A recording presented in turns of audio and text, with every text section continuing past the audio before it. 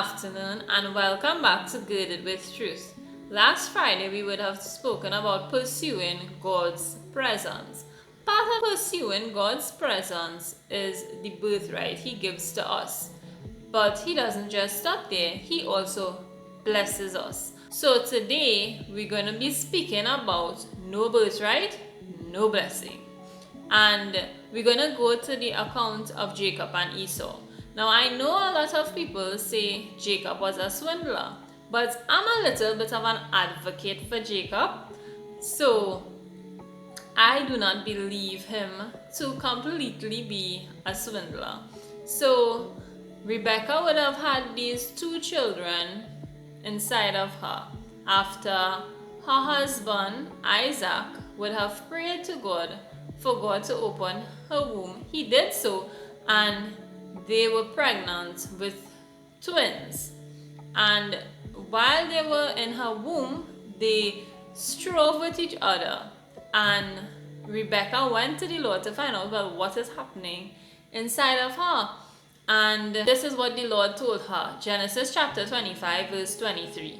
And the Lord said unto her, 2 nations are in thy womb, and 2 manner of people shall be separated from thy bowels. And the one people shall be stronger than the other people, and the elder shall serve the younger. So the Lord gave her this prophecy where the older will serve the younger. In this time, the older always inherited the birthright because they just born first. So the birthright was just naturally theirs and naturally fell to them.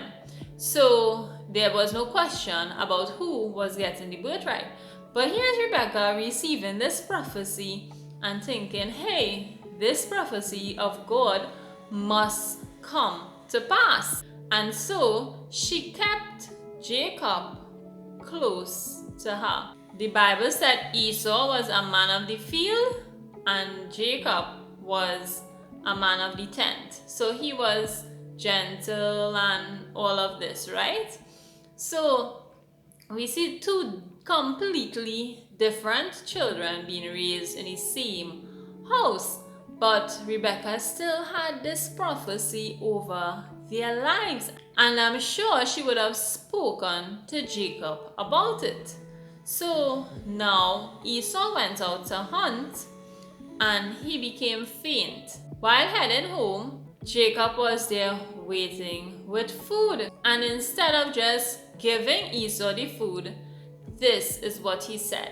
Genesis chapter 25 verses 31 to 34.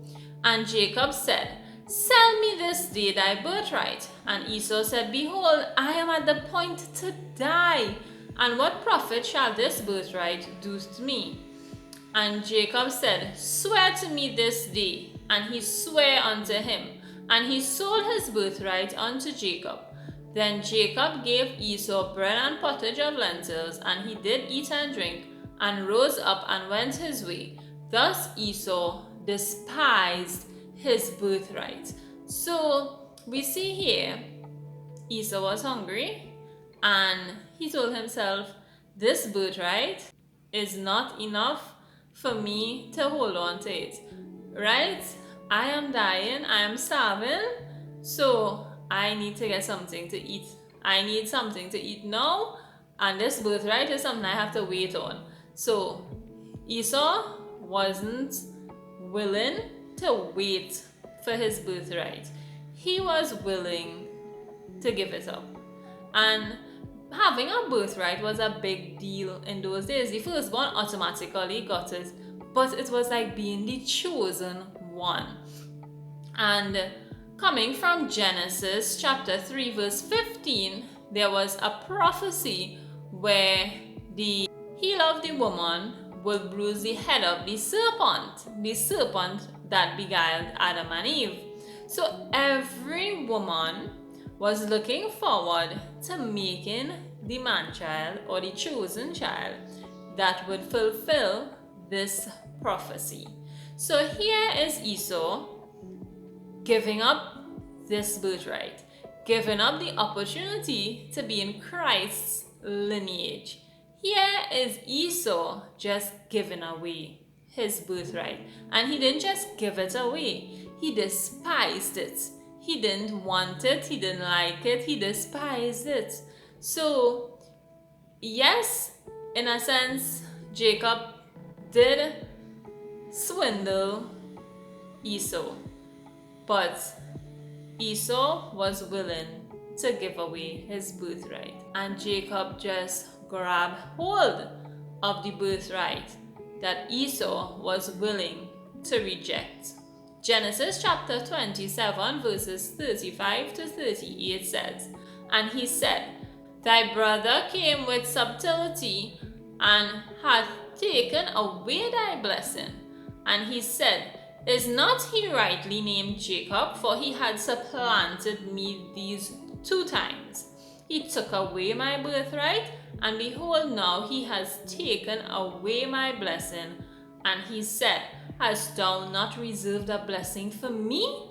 And Isaac answered and said unto Esau, Behold, I have made him thy lord, and all his brethren have I given to him for servants. And with corn and wine have I sustained him. And what shall I do now unto thee, my son?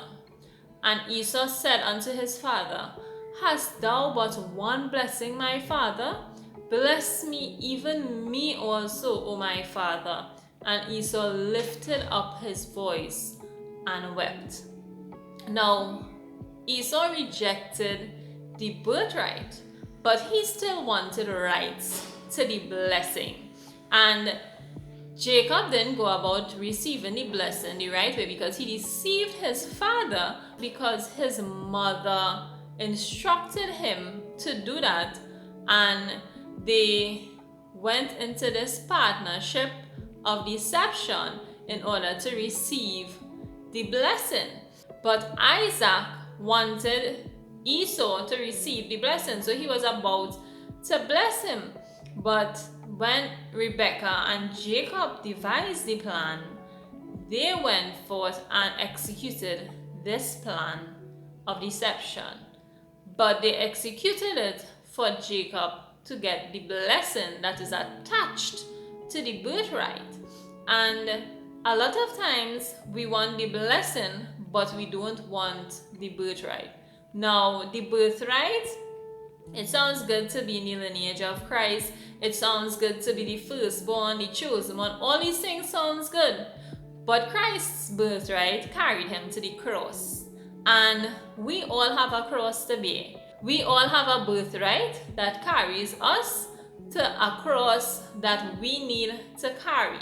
So yes, having a birthright is good. But there is a cost attached to that birthright. And after we have made that sacrifice, then God is going to bless us. Then God is going to send forth his blessings towards us. Because before Isaac wanted to bless Esau, he told him to go and make stew, sacrifice something, cook something, and then he would bless him. So he had to present his father with something in order to get the blessing. And a lot of times we don't want to give anything, but we want to receive a blessing. But God is saying today, no birthright, no blessing. If you're not willing to carry his cross, if you're not willing to sacrifice, then the blessing you will get will not be the blessing he has for you. If you read later down in the text, the father did in fact bless Esau. Verse 39 and 40 says, And Isaac his father answered and said unto him, Behold, thy dwelling shall be the fatness of the earth, and of the dew of heaven from above. And by thy sword shalt thou live, and shalt serve thy brother. And it shall come to pass, when thou shalt have the dominion, that thou shalt break his yoke from off thy neck. So the father did give him a blessing, but it was not the fullness of the blessing that God had for him. So in order to walk out your birthright, in order to receive the full blessing God has for you, in order to walk in his will, you have to be willing to pay the price. You have to be willing to sacrifice for God and for your purpose. So God is saying today, no birthright, no blessing. You don't want the birthright, you will not get the blessing He has for you. So if you are willing to receive the birthright, then you will receive all the blessings God has for you. Don't stop halfway. Don't give God less than your best. Do not just simply live a blessed life, but live in the will of God. And in order to do that, you have to grab hold of your birthright to carry your blessing. So today I encourage you, walk in your purpose, grab hold of your birthright, and walk in God's blessing. Thank you so much for listening. Have a wonderful afternoon. Bye.